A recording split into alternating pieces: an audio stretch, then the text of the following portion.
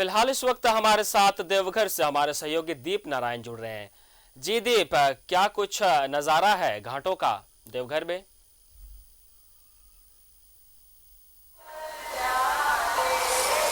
देखिए, नज़ारे की बात मत कहिए क्योंकि नज़ारे जो हैं वो अलौकिक हैं और ये अलौकिक नज़ारा 2 साल के बाद पुनः अपनी स्थिति में लौट आया है। ये सबसे सुखद स्थिति है और आज जो है वो छठ का तीसरा दिन है। आज शाम को अस्ताचलगामी सूर्य भगवान भास्कर को अर्घ दिया जाएगा और उसके लिए तैयारियां अब लगभग पूरी कर ली गई है। अब आज लोग फल की खरीदारी करेंगे और उसके बाद घर में प्रसाद बनाए जाएंगे।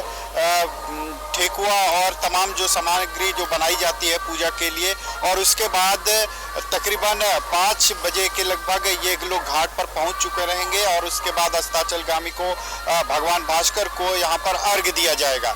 तैयारियां एकदम दुरुस्त कर ली गई है। अभी जहां मौजूद हैं ये है देवघर जसीडीह का लाइफलाइन डड़वा नदी छठ घाट, और आपको सबसे पहले जानकारी दे दें आज क्या क्या व्यवस्थाएं रहेगी और कहां-कहां ये ट्रैफिक को ब्लॉक किया जाएगा और श्रद्धालुओं की सुविधा के लिए क्या क्या व्यवस्थाएं हैं। सबसे पहले आपको नजर डाल लीजिए, ये देवघर का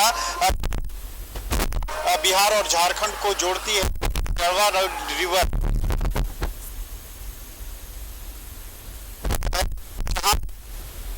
समिति ये मुकम्मल व्यवस्थाएं की गई है।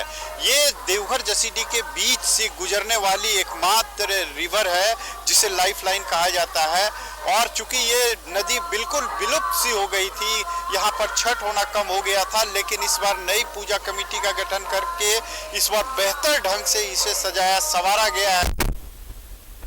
इसलिए इम्पोर्टेंट है क्योंकि छठ करने की एक पुरानी परंपरा है। देवघर का ये लाइफलाइन इसीलिए सबसे ज्यादा मशहूर है। और आपको दिखा दें कि यहाँ पर चूंकि ये लाइफलाइन है और यहाँ पर वाहनों की आवाजाही ज्यादा होती है, तकरीबन 3 बजे से इस जो ट्रैफिक है उसको वन वे कर दिया जाएगा। और यहाँ पर लगातार 2 पुल है, एक निचला पुल है और एक ऊपरी पुल है। तो ऊपरी पुल वाहनों के लिए है, नीचे में सिर्फ छठ व्रती और इनके जो परिवार के सदस्य हैं वो रहेंगे या जो अर्घ देने के लिए आएंगे। और तमाम व्यवस्थाएं दुरुस्त कर निगम के द्वारा साफ सफाई की व्यापक व्यवस्थाएं की गई है, रोशनी का प्रबंध किया गया है के द्वारा। घाट पर वॉलंटियर को अतिरिक्त दायित्व दिया गया है क्योंकि ट्रैफिक संभालने के लिए जिला पुलिस होगी, लेकिन घाटों की जो व्यवस्थाएं हैं वहां कोई कुव्यवस्था ना हो, इसके लिए वॉलंटियर को अतिरिक्त जिम्मेदारी दी गई है। दूसरी तरफ आपको बता दें कि पटाखे छोड़ने पर पूर्ण रूप नगर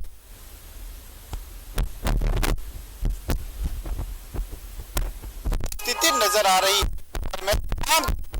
बेहतर व्यवस्था नजर आ रही है। चूंकि इस बार उत्साह से भी लवरेज है और छठ व्रतियों की संख्या भी बढ़ी है।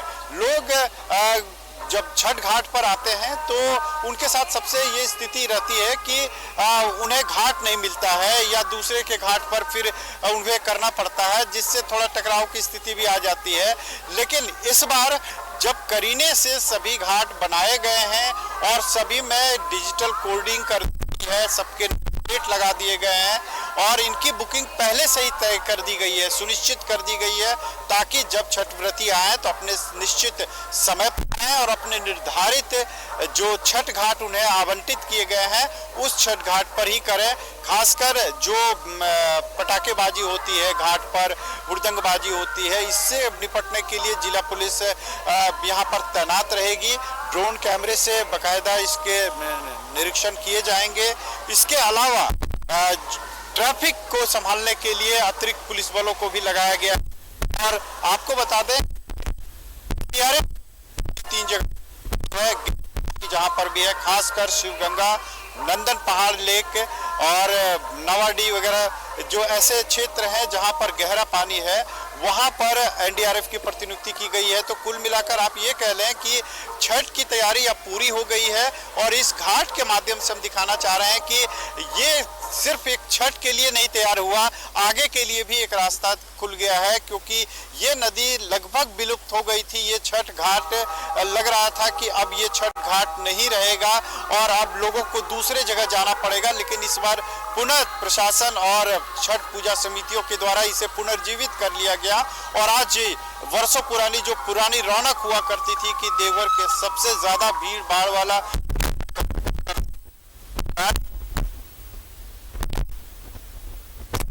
घरों से निकलना शुरू हो चुके हैं और वो सीधा मार्केट जाएंगे और कोशिश उनकी यही रहेगी कि जो फल अन्य सामग्रियां हैं पूजा के वो तकरीबन 10 से 11 बजे तक वो लोग समाप्त कर लेते हैं और उसके बाद घाट के लिए तमाम जो पूजा की जो डाला सजाने का, सूप सजाने का काम होता है वो महिलाएं करना शुरू कर देती है। और घर में आप देखेंगे कि 8 या 9 बजे के बाद से ही लोग ठेकुआ और अन्य पकवान जो है वो बनाना शुरू कर देते हैं, बड़े ही शिद्दत से बनाते हैं। तो कुल मिलाकर अब घर और बाजार दोनों की रौनक 1 घंटे के अंदर देखने को मिलेगा आपको। और यह पर्व जो है ये एक ऐसा आस्था का पर्व है जिसमें समर्पण भाव आपको देखने को मिलेगा। जिस आस्था के भाव से लोग कार्य करते हैं, जिस सहयोग के भाव से कार्य करते हैं, ये छठ को एक विशेष पर्व का दर्जा देता है और इसीलिए छठ को महापर्व कहते हैं। जी दीप, आप लाइव तस्वीर देख रहे थे देवघर से, जहां हमारे सहयोगी दीप ने आपको दिखाया छठ घाटों की साफ सफाई और सुरक्षा को लेकर। तमाम जानकारी के लिए शुक्रिया आपका दीप।